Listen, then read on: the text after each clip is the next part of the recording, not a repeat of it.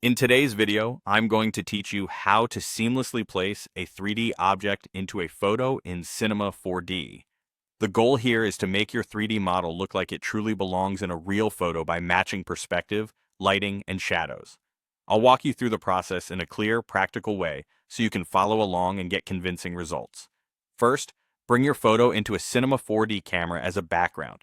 Create a camera if you don't have one, then load the image in the camera's background settings so it appears when you look through that camera. Lock your view to the camera and frame the image so it fills the viewport. Now, start matching perspective. Adjust the camera's focal length to align with the photo's look, wide angles for interiors or tight spaces, longer focal lengths for distant, flatter-looking scenes.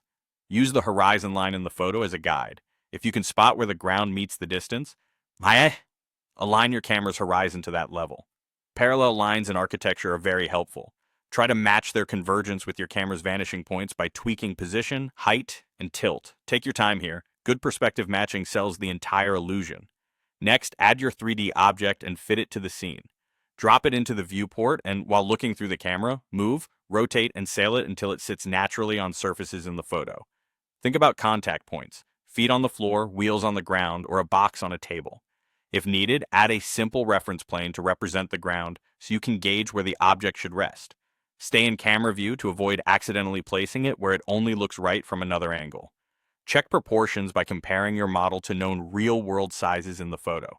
Small nudges are often all it takes to make it feel grounded. Finally, match lighting and shadows. Study your photo to identify the direction, color, and softness of the light. Add a light that mimics the scene's key light: an area light for windows, a warm spot for lamps, or a cooler light for overcast exteriors. Enable soft shadows and aim for similar opacity and edge softness as seen in the photo. Place a plane under the object to catch shadows, and adjust intensity and color so the shadow blends with the image.